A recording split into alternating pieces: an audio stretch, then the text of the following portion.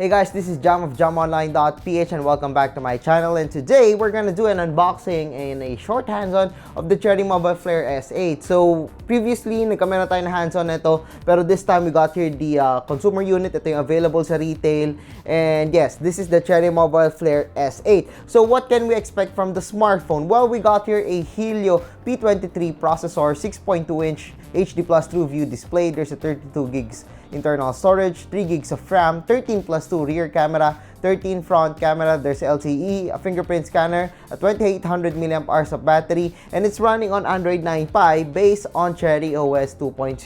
So one of the things na nagustuhan dito ng mga tao talaga is the price.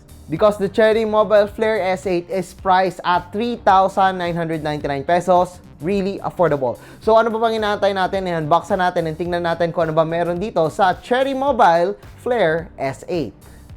Yan guys, the game changer is here. This is the Cherry Mobile Flare S8.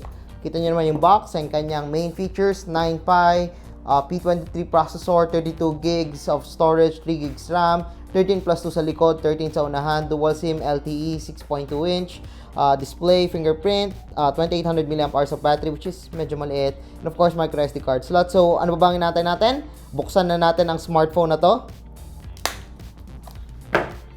So guys, this is the Cherry Mobile Flare S8 with a teardrop display.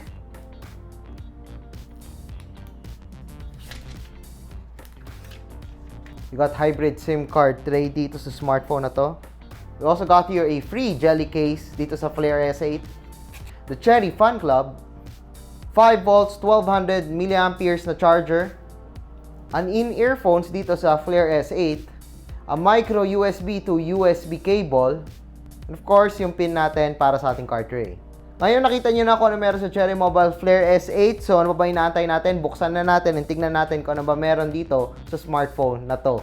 Yan, so nakatingin kayo ngayon sa Cherry Mobile Flare S8. So, unang tingin pa lang ang ganda niya na tignan, para siyang hindi 4,000 pesos na smartphone. So, makikita nyo sa likod, we got here the fingerprint scanner, the dual lens camera, the gradient color, which is actually blue and then violet in here. So, maganda yung combination niya, and may konti tayong pattern pag naiilawan siya, depende sa angle. So, nakikita nyo sa ilalim, meron siyang parang pattern. Yan. So, may konting dagdag na beauty dito sa smartphone na to. Flat yung likod niya, 2.5D glass a bit, pero hindi siya curve. So, medyo yung iba baka maayawan nila yung grip sa smartphone na to. Pero still, I mean, curve naman yung side, so madali pa rin naman siya hawakan. And of course, again, dual lens camera, the fingerprint scanner. Then sa taas, ito, magkadikit yung kanyang micro USB and also the headphone jack, which might be a problem for some people na gumagamit ng cables na medyo mataba yung end niya, so baka magkabanggaan yung dalawa. And then, of course, sa baba, we got here the speaker grill. On the left, we got here the power button and also the volume rocker na medyo mataas siya. And then, on the right side, we got here the card tray. So, kung mapapansin nyo, ito yung front panel ng smartphone. Makikita nyo, there's the display. It's a 6.2-inch teardrop display. They call it the True View teardrop display. Really little notch sa taas. And then sa sides, meron tayong bezel na very noticeable, especially sa baba. Medyo mataba yung bezel niya sa baba, so medyo malaki yung nakakain niyang space. Kaya kahit 6.2-inch lang siya, compared to other smartphones, medyo malaki yung footprint niya kasi nga malaki yung kinakain ng bezel. Don't worry, still 4,000 pesos. It is still a great smartphone. Again, for 4,000 pesos. And of course, we got here the Cherry OS 2.0, and surprisingly, ang ganda niya. It's almost vanilla Android. Ang bilis niya. Makikita nyo, here's the menu. I've installed Antutu and other benchmark applications for our review soon. Pero makikita nyo dito na sobrang okay naman and sobrang bilis nung navigation dito sa smartphone na to. So, makikita nyo dito, the back button, home button, and also the recent apps. Makikita nyo, mabilis siya mag-respond. So, swipe, mabilis siya, ganito, left and right. And of course, surprisingly, nabawasan yung mga pre-installed applications dito sa Cherry Mobile Flare S8. I've installed the Antutu benchmark, but we do have the camera app over here. Meron tayong game booster, which is a surprise sa akin kasi hindi ko in-expect na meron palang ganito ang isang Cherry Mobile smartphone. Actually, baka una yata to sa isang Cherry Mobile Flare series dito sa S8. So, welcome addition naman tong game booster. Makatulong to sa gaming needs natin. And of course, meron din tayong themes if you want to change the themes. But I prefer having the default theme natin dito. I mean, yes, we do have a very fast UI. So, okay na ako doon. So, if you want to change the wallpaper, you could actually change the wallpaper if you want. Yan. So, wallpaper. I know some people might not be a fan of that. So, yan. Meron tayong S8. So, maganda tignan. Ito yung ginamit nila. Pero, yan. Kinancel ko.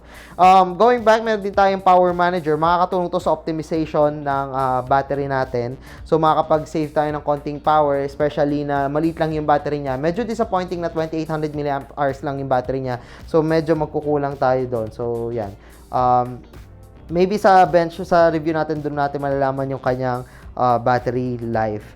So, yan, meron din tayong property system. So, ito medyo nakakatulong to. Ito yung optimization ng smartphone as a whole. So, yan, magdadagdag tayo na security sa smartphone natin. Yan, add. Yan, so pwede kayo magdagdag na security if you wanted to. So, it's again, it's a nice addition. But surprisingly, wala na yung mga Cherry applications na pre-install dito, like the Cherry update, software update, and also yung Cherry apps. So, yeah, this is not running on Android Go compared to other Cherry Mobile smartphones, which is good kasi nga meron tayong decent amount of RAM naman dito. So, no need for Android Go. So, makikita nyo dito, this is the camera software of the smartphone. We do got here an AI. Ito, AI. We also got here some filters. Of course, we got here the different modes na pwede natin gamitin sa smartphone. And, of course, yan, meron tayong beauty, face cute, video. Yan. So, marami tayo pwedeng gawin sa smartphone na to. And we can record up to 1080p. Yan. So, we can record up to 1080p. So, sa photo naman, I'm gonna show you some of the shots that I took using the Cherry Mobile Flare S8.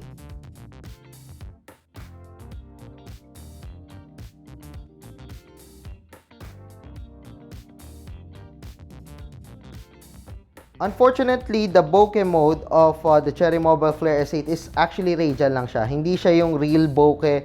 So, similar to other Cherry Mobile smartphones, radial yung pagka-blur niya. Yes, it does add some beauty. It does add some beauty sa mga shots niyo, sa mga portrait shots niyo, but it's not really the portrait shots that you can expect on a smartphone. Meron din tayong dito face cute if you want to add some effects or, you know, mga kung ano dito sa kagandahan sa mga mukha niyo. Kung gusto niyo, pwedeng video, pwedeng photo.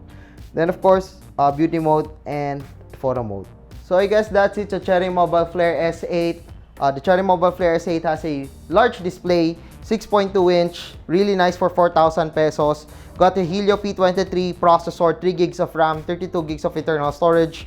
Although fake yung bokeh niya, malaki yung bezels niya, pero maganda pa rin tignan na smartphone na to. For 4,000 pesos, this one's quite a looker. Ang ganda kasi tignan ng gradient color niya. And also, fair naman yung makukuha nyo ating hardware dito sa smartphone na to.